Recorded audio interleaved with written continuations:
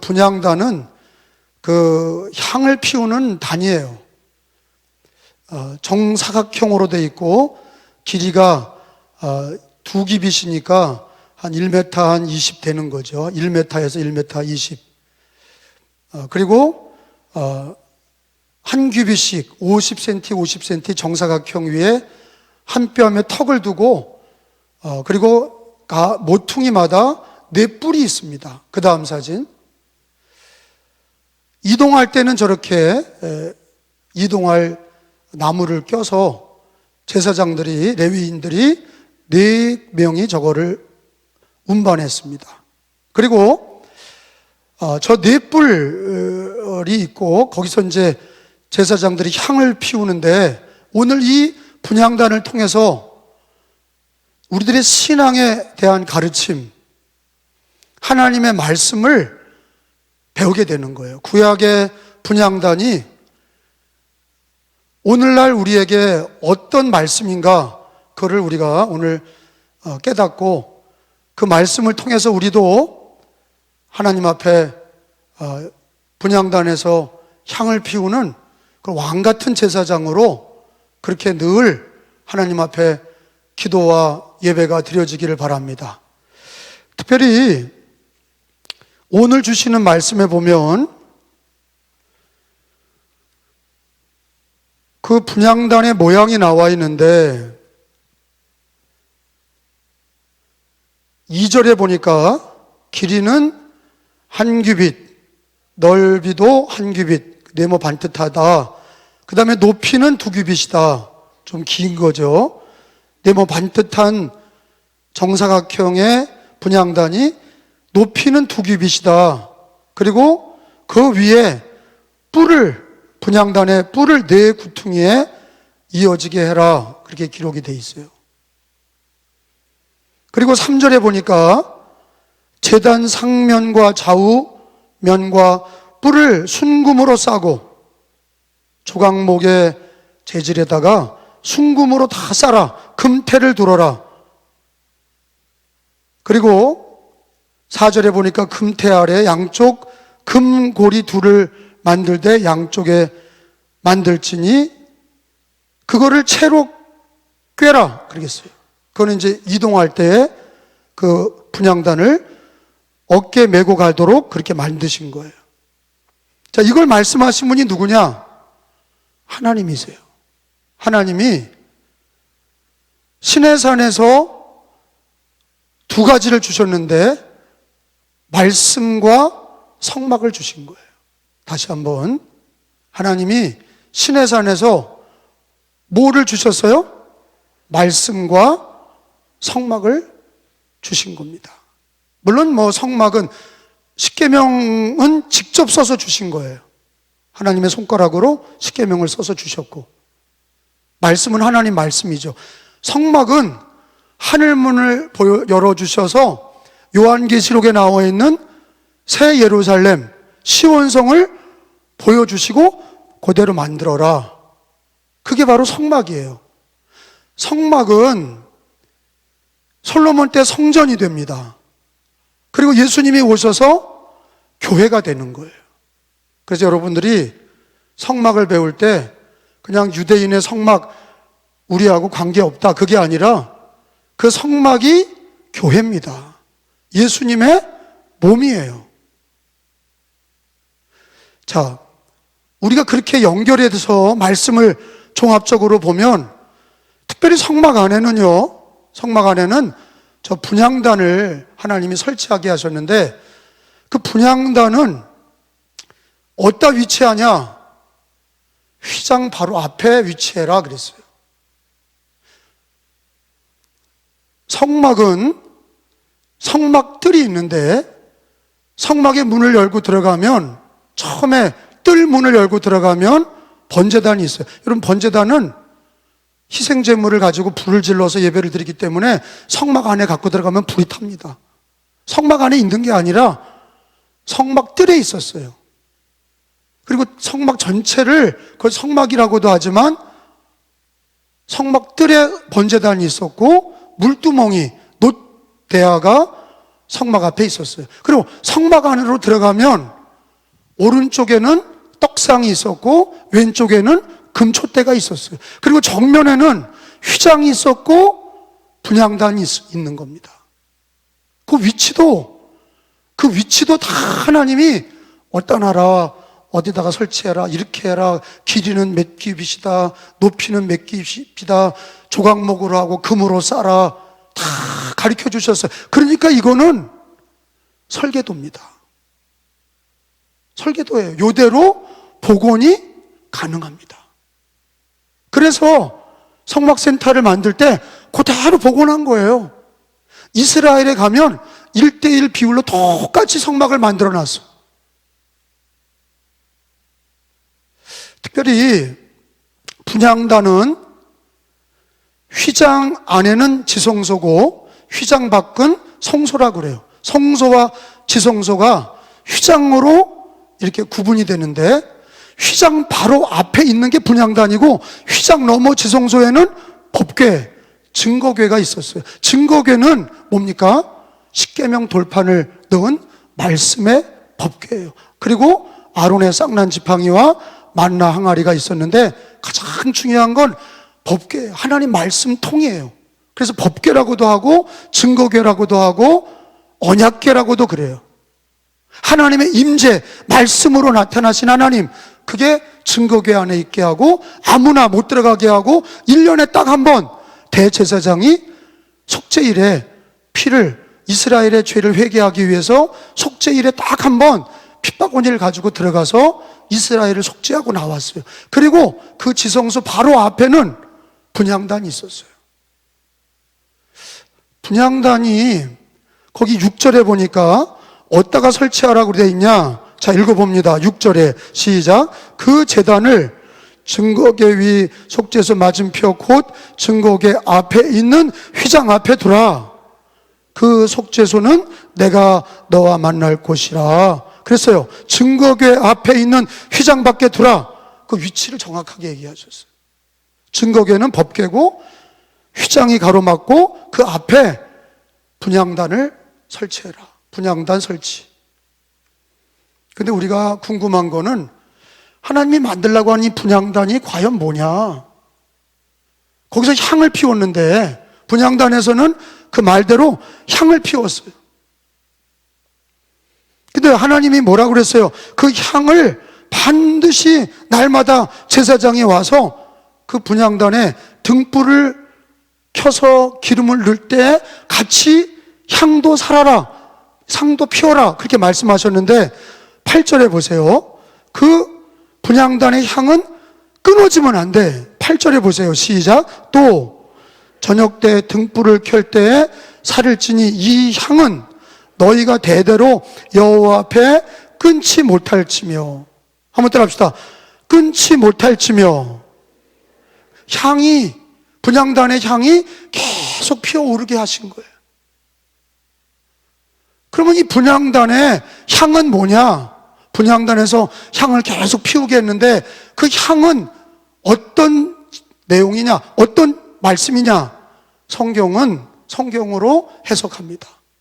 향이 뭔지를 성경이 얘기하고 있어요.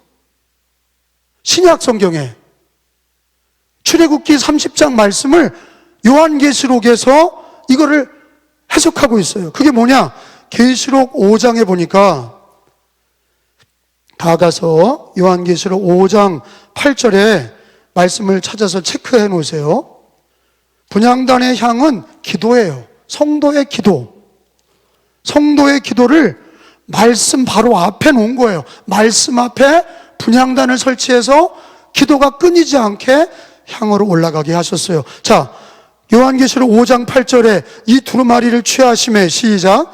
그 두루마리를 취하심에 내 생물과 24장로들이 어린 양 앞에 엎드려 각각 검은고와 향이 가득한 금 대접을 가졌으니 이 향은, 따라합시다. 이 향은 성도의 기도들이라. 다시, 이 향은 성도의 기도들이라.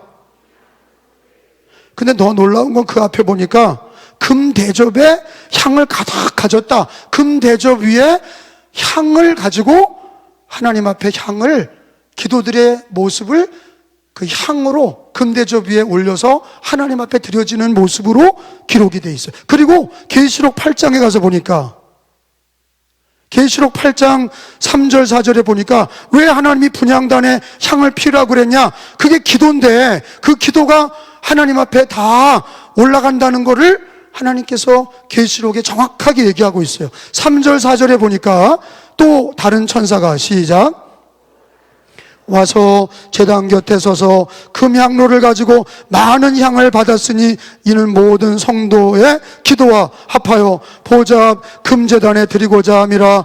향연의 성도의 기도와 함께 천사의 손으로부터 하나님 앞으로 올라가는지라.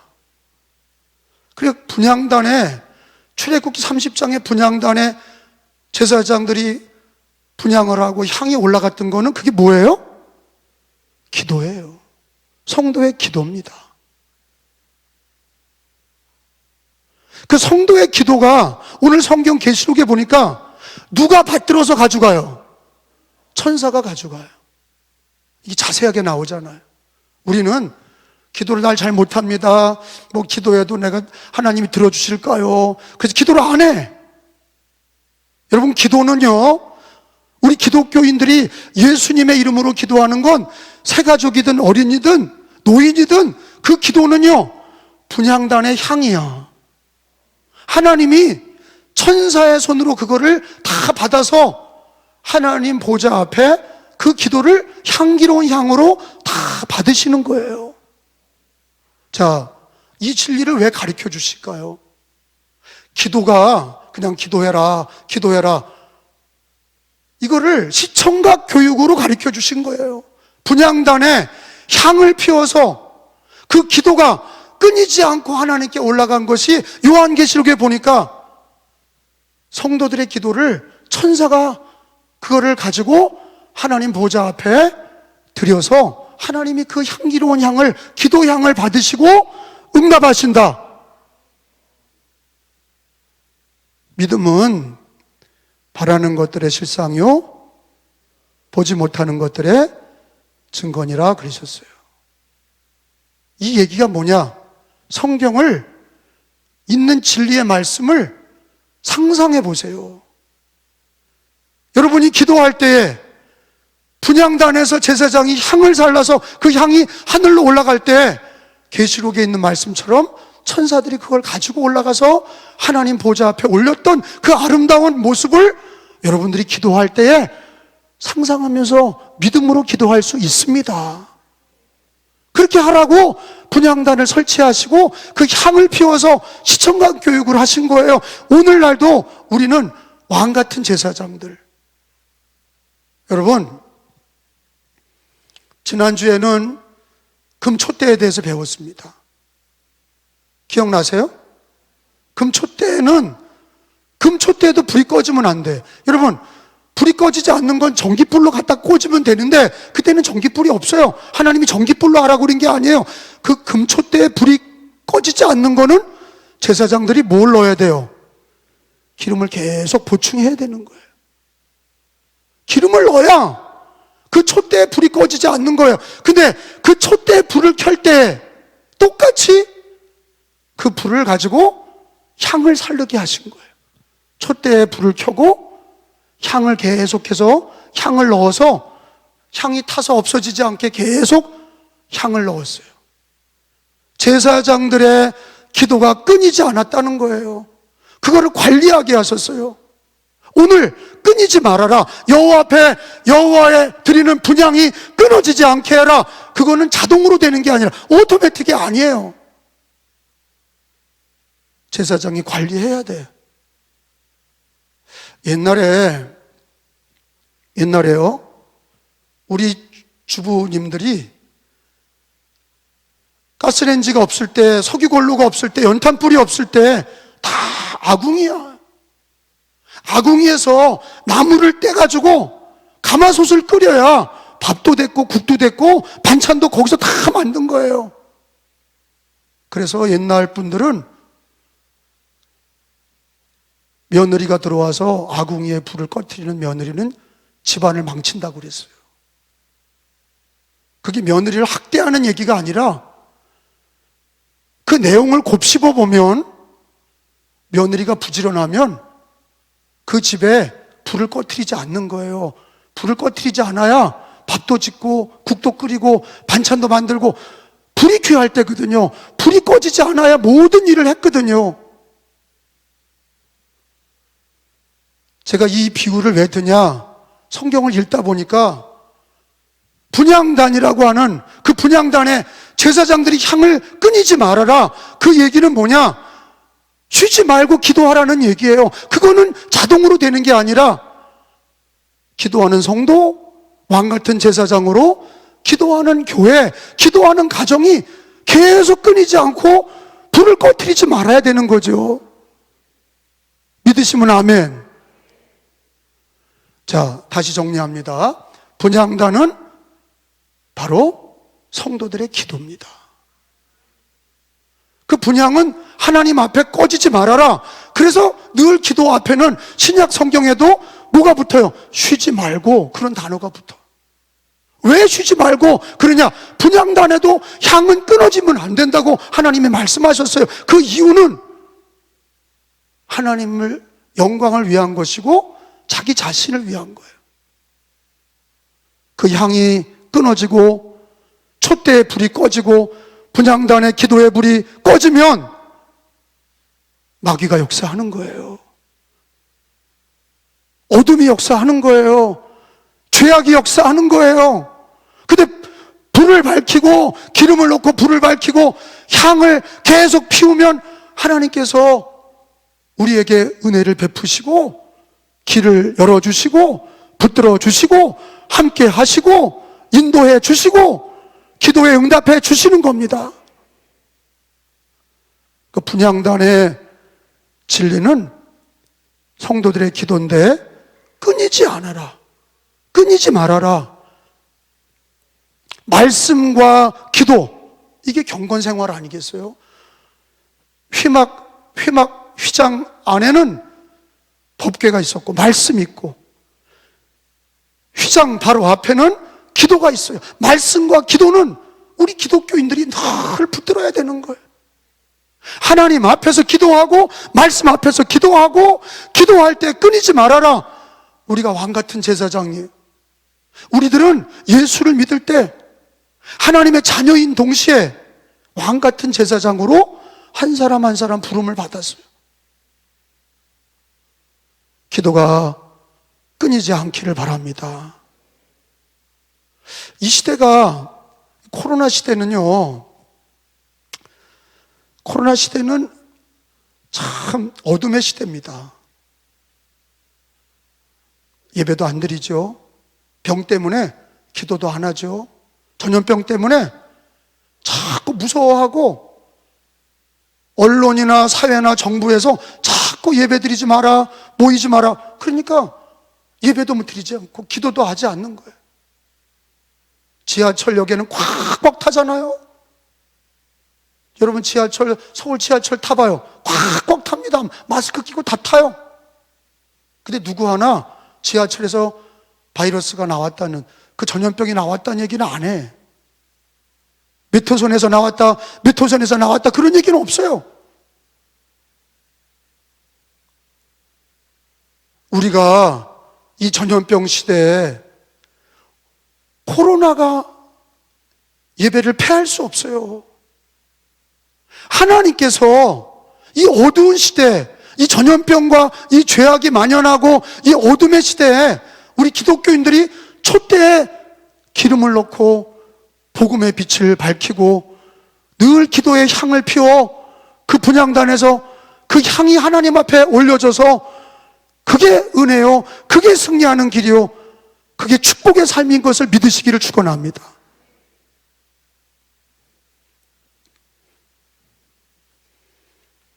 제가 이 얘기를 부흥회 가서 했어요.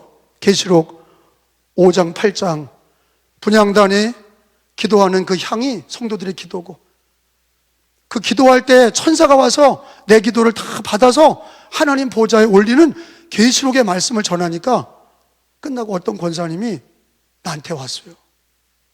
자기가 평생 신앙생활을 하는데 성경도 많이 읽었는데 이렇게 설교 시간에 들으니까 너무 새롭고 은혜가 돼서 묻는다는 거예요.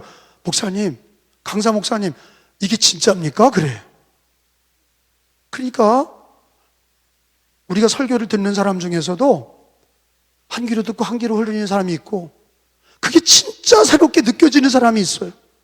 아, 분향단의 향이 성도들의 기도인데 그 성도들의 기도가 땅에 떨어지거나 그게 그냥 어디로 가는지 모르는 그런 연기가 아니라 천사들에게 받들려서 하나님 보좌 앞에 나가는 그 향이구나. 하나님이 그 향기를 향기로운 향으로 받으시고 응답하시는구나. 그거를 배우신 다음에 그 권사님이 정말로 기도하는 권사님이 되셨어요. 할렐루야. 오늘 말씀이 실천이 되시기를 축원합니다. 말씀이 믿음이 되시기를 바랍니다. 여러분, 과거는요, 해석하기 나름이에요. 좋게 해석하는 사람은 과거에 어려운 거를 자꾸 부정적으로 생각하는 사람은 부정적인 인생이 되는 거고, 과거에 아무리 어려웠어도 좋게 생각하는 해석을 따라, 역사도 그래요. 해석에 따라서 역사가 그렇게 바뀌어지는 거예요. 과거는 해석에 따라 달라져. 근데 현재는 뭐예요? 실천에 따라 바뀌어지는 거예요. 이게 탈무드에 나오는 얘기예요. 현재는 자기가 한 걸음을 내딛고 실천할 때 자기의 인생이 바뀌어지고 삶이 바뀌어지는 거예요. 과거의 해석은 하나님의 은혜요. 오늘 우리가 분향단의 향이 성도의 기도요. 근데 그 향이 끊어지지 않게 하는 교회와 성도들이 되기를, 실천되기를 예수님의 이름으로 축원합니다.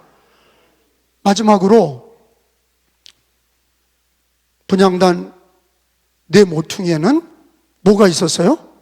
뿔. 번제단에도 뿔이 있었고 분향단에도 뿔이 있어요. 근데 이 뿔이 뭐냐? 분향단의 네 구퉁이에 뿔이 있었는데 무슨 소뿔이냐, 염소뿔이냐, 그게 무슨 누구 뿔이냐, 코끼리 뿔이냐, 그 뿔이 아니라 성경은 그 뿔에 대해서 기록하고 있어요. 시편 18편을 찾아봅니다. 뿔이 뭔지. 시편 18편 2절입니다. 시편 18편 2절. 자, 여호와는 나의 반석이요, 거기요. 18편 2절 찾은 줄로 알고 있습니다. 시작. 여호와는 나의 반석이시요 나의 요새시요 나를 건지시는 이시요 나의 하나님이시요 내가 그 안에 피할 나의 바위시요 나의 방패시요 나의 구원의 뿌리시요 나의 산성이시로다. 따라합시다. 나의 구원의 뿌리시요. 구원의 뿌리라고 하는 뿔은 권세와 능력을 상징해요. 그래서 분향단에 있었던 네 구퉁이의 뿔은 바로 구원의 뿔이에요. 하나님의 구원의 뿔이에요. 따라합시다. 구원의 뿔. 근데 그 구원의 뿔이 예수님이 오시면서 그 예수님이 구원의 뿔이에요. 누가복음서 1장 69절에 보니까, 누가복음으로 가봐요. 이거를 찾으려고 시편을 찾은 거예요. 그 네 구퉁이의 뿔은 구원의 뿔인데 이 구원의 뿔이 뭐냐? 예수님이세요. 자, 누가복음 1장 69절에 보니까 예수님 탄생을 뭐라고 얘기하셨냐? 구원의 뿔이다, 이렇게 얘기했어요. 우리를 위하여 구원의 뿔을 다윗의 집에 일으키셨다 그랬어요. 누가복음 1장 69절에 줄을 쳐놓으세요. 메시아이신 그리스도 예수님이 이 땅에 오실 때 구원의 뿔이라고 누가복음 1장에 하나님이 말씀하셨어요. 시작. 우리를 위하여 구원의 뿔을 그 종 다윗의 집에 일으키셨으니. 다시 한번 시작. 구원의 뿔을 그 종 다윗의 집에 일으키셨으니. 아멘. 그 구원의 뿔이, 다윗의 집에 일어난 구원의 뿔이 누구예요? 예수 그리스도입니다. 믿으시면 아멘. 그러니까 분향단의 네 구퉁이의 뿔은 누구를 가리키는 거예요? 예수님을 가리키는 거예요. 다시 한번. 분향단의 네 구퉁이의 뿔은 구원의 뿔인데 그 구원의 뿔은 누구를 가리켜요? 예수님을 가리키는 거예요. 누가복음 1장에 근거해서. 그러니까 우리 기독교인들의 기도는 구원의 뿔을 붙들고 분향하는 거예요. 예수 그리스도의 이름을 붙들고 기도하는 거예요. 그게 핵심이에요. 아니 어떤 시인이 오 신이시여, 서울대 나온 국문과 나온 시인이 오 신이시여, 뭐 하늘을 만고 땅은 아름답고 천하 만민이 아름답고 신이시여 귀합니다. 이거 기도 아니에요. 하나님이 받지도 않아. 그렇게 뭐 서울대 국문과 나왔다고 그런 아름다운 시를 받으시는 게 아니에요. 기도 못하더라도 구원에 뿌리신 예수님 붙들고 기도의 향을 올리면 하나님이 받으시는 거예요. 근데 그 구원의 뿔에는요, 오늘 본문에 보니까 구원의 뿔에는 피를 바르라 그랬어요. 거기 어디 나옵니까? 거기 10절의 끝에 보니까 그 구원의 뿔은 1년에 1차 한 번 피를 발라라 그랬어요. 그게 피 흘리신 예수님을 가르치는 거예요. 10절에 시작. 아론이 1년에 한 번씩 그 향단 뿔을 위하여 속죄하되 속죄제의 피로 1년에 한 번씩 대대로 속죄할지니라. 이 제단은 여호와께 지극히 거룩하니라. 아멘. 1년에 한 번씩 구원의 뿔에 피를 발랐는데 그 예수 그리스도의 뭐를 얘기하는 거예요? 십자가의 보혈을 얘기하는 거예요. 우리의 기도는 뭐에 근거한 거예요? 예수 그리스도 구원의 뿔과 예수 보혈을 의지하고 기도하는 거예요. 구원의 뿔이 나게 한 것은 번제단과 분향단인데 그 번제단의 뿔과 구원의 뿔인 이 분향단의 뿔과 똑같아요. 예배 드릴 때나 기도할 때나 예수 그리스도의 이름으로 보혈의 공로로 기도의 향을 올릴 때 하나님이 응답하시고 축복하시는 거예요. 자, 오늘 기억해야 될 거는 분향단의 향은 뭐다? 성도들의 기도다. 우리는 예수 믿고 왕 같은 제사장이 됐다. 왕 같은 제사장은 분향단의 그 향이 끊어지면 돼요, 안 돼요? 안 돼. 늘 관리해라. 쉬지 말고 기도해라. 그 불이 꺼지지 않게 해라. 그 향이 꺼지지 않게 해라. 구원의 뿔에 피 바른 구원의 뿔을 붙들라. 예수 그리스도와 십자가의 보혈을 붙들고 향을 피울 때 하나님이 다 받으시고 응답하시는 거예요. 우리들의 기도가 권세 있는 게 아니라 예수 그리스도의 구원의 뿔을 붙들고 그 보혈을 의지하고 향을 피울 때 하나님이 향기로운 향으로 받으시는 줄로 믿으시기를 축원합니다. 어떤 분들은 한 가지만 더 정리해 드릴게요. 이제 골방 기도를 자꾸 강조하는 목사님과 교인들이 있어요. 골방 기도 들어보셨어요? 마태복음 6장에 나오잖아요. 예수님이 마태 6장 성경 찾아봐요. 마태 6장 6절에 예수님이 골방에 들어가서 기도해라. 그러니까 이제 성경에 예수님이 그렇게 했으니까 이제 골방에 들어가서 혼자 기도하는 것만 강조하는 분들이 있어요. 찾아봐요. 6장 6절에 성경에 예수님이 골방 기도도 얘기하신 거예요. 골방 기도는 뭐예요? 방에 혼자 들어가서 기도하는 거예요. 자, 시작. 너는 기도할 때 내 골방에 들어가 문을 닫고 은밀한 중에 계신 내 아버지께 기도하라. 은밀한 중에 보시는 내 아버지께서 갚으시리라. 이게 골방 기도라고 하는 거예요. 그러니까 목사님, 나는 집에서 기도해요. 자꾸 새벽 기도 나오라고 그러고 수요 예배 나오라고 그러고 뭐 연합 기도회 나오라고 그러지 말아요. 나는 다 골방에서 혼자 문 닫고 기도합니다. 예수님이 가르쳐 주신 대로. 하나만 알고 둘은 모르는 거예요. 그러면 예수님께서 사도행전 1장에 가르치신 건 뭐야? 찾아봐요. 사도행전 1장 예루살렘을 떠나지 말고 모여서 기도해라 그러셨어요. 그래서 15절 1장 14절 15절 같이 읽습니다. 여자들과 시작. 예수의 어머니 마리아와 예수의 아우들과 더불어 마음을 같이하여 오로지 기도에 힘쓰더라. 15절 모인 무리의 수가 약 120명이나 되더라. 그때 베드로가 그 형제들 가운데 일어서서 이르되, 자, 여기서는 골방 기도가 아니라 교회에 모여서 연합 기도야. 맞죠? 120명이 모여서 연합으로 기도하고 성령을 받았어. 그러면 그 예수님이 골방 기도하라. 골방 기도만 합니다. 다른 연합기도는 틀렸습니다. 아니, 연합기도도 주님이 성경에 가르치셔서 그러니까 두 가지 다 하라는 거죠. 아셨어요?